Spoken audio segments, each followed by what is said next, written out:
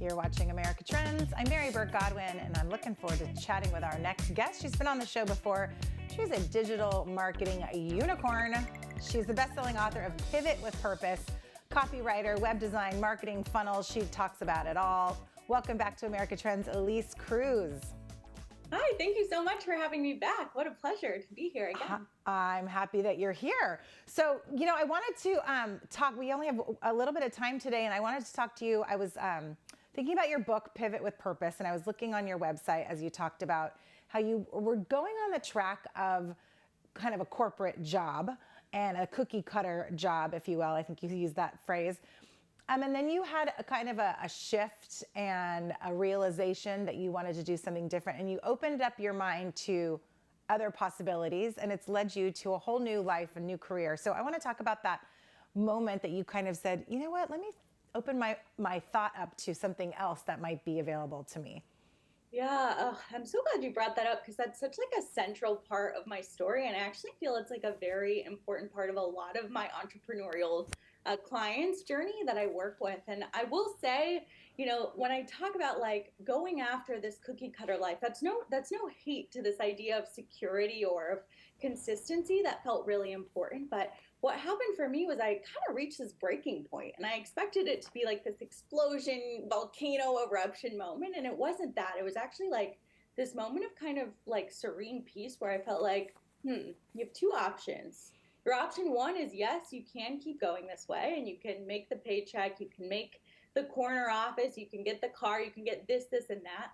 Or you can have all those things you wanted and more, and a more full experience. And so for me, when those cards were flatly laid out on the table, there was kind of no option but to take the risk and say, okay, God forbid this doesn't work out, I'll figure it out. But I know there's this calling for more. So that's kind of what I encourage anyone who's launching a business or relaunching a business or exploring a new idea is like, if you have that feeling for more, take the leap. There is enough resources, education, etc., to help you make money from taking that, that initial risk. I'm not saying, go sell your entire life and go get a van and travel the country. Maybe that is your path, but I'm saying hone in on those things that you're actually good at and look at them through a different lens, perhaps. Yeah, and I think, there is such a mindset that we are given in this country to get that American dream, and that there's one way to get there. At least that has been the way in the past. But I think, especially I want to say after COVID, and people are kind of reassessing what's going on, but being willing to be open-minded to other things that are out there and kind of have that faith in your intuition, which it sounds like you did. But then, pivot with purpose is an interesting way to phrase it as well, because then you kind of make that pivot in your life with a direction that you have. And it's a scary journey, right? I mean, there's a little bit of fear that you got to have. Yeah, and it almost should have said pivot with extreme humility, with laying your ego at the door, because it was, I had this title, I had these accolades, I had these things that seemed to be going well, and I knew there was something greater, but what it required me to say was like, I know nothing. I am now the kindergartner in a room of college students. I have to ask for help. I have to study hard.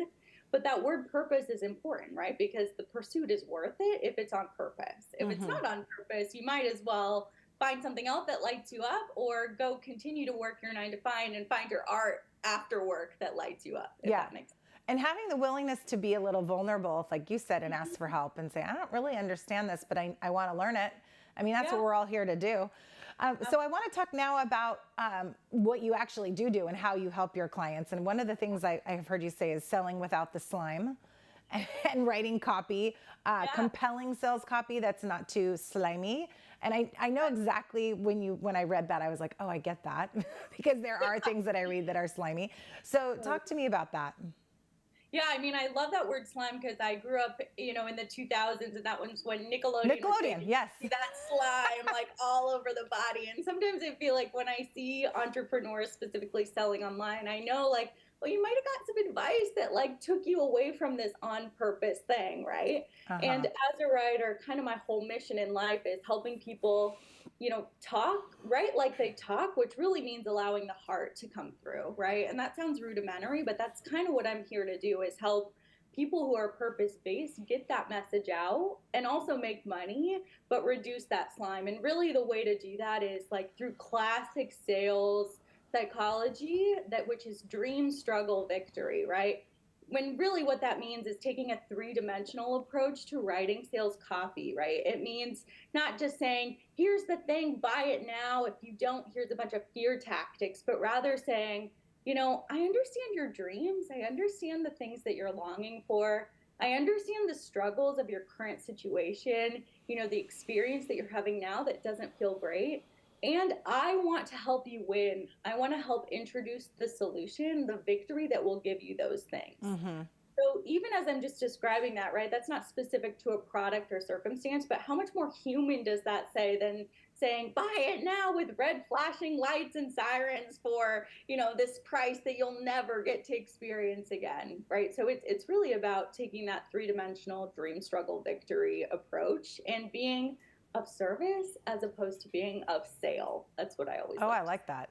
And, you know, speaking, you just mentioned human, that takes me to a thought about using ChatGPT, which I think is taking over the world right now, which I haven't even used yet. I need to go try that. But actually someone here did use it to write some copy for something, and it did sound a little fake. You know, it was just like it came from a robot. And so how, you know, what are ways to use ChatGPT to help better your copy, but not being reliant on it? Oh, such a good question, because I do think this is at the forefront of any conversation about copywriting right now. And I will say I have like 3 steadfast rules. And the first is to think about ChatGPT as your intern or your very juniorest level copywriter, right? Like, do not use ChatGPT as the thing that's going to sell you millions of dollars. It's the thing you're going to put directly on the website or the billboard. It should be used as an inspiration that you can then use your expertise as the person who understands your space in the industry to decipher, to call the shots, right? And the reality is people who are going to win in ChatGPT or any of these other AI softwares are people who put in relevant, compelling, ethical input, right? The output can only be as good as the input. So it's our job as marketers to teach the robot, like, here is some copy that I have written that you can mimic, right? So we're not operating out of this place of plagiarism, but rather as a place of inspiration. It should be used as an acceleration tool, not a cheat. Right. So many organizations, including myself, like I have a handbook of the ways that my copywriters can use ChatGPT. It cannot be used to deliver me copy. It can be used as a tool to spark your inspiration or give you a different angle that you may not naturally see. I love that. And you put in you feed in the way you have been doing things and the things that you've already written, so it has that to go off of, and then use it as a first draft. I don't know what point of my life I realized that first drafts are never what you turn in, because I think in high school I used to turn in the first drafts because I would procrastinate and it would have red marks everywhere. But now as an adult, I realized, oh yeah, it's like the 5th or the 6th draft that you use. Well, Elise, thank you so much for spending time with us today. Love seeing you. We can find you at elisecruz with a Z.com and at Elise_Cruz_ on Instagram. Digital marketing unicorn, thank you for spending time with us. And everyone at home, stick around for more America Trends right after this quick break.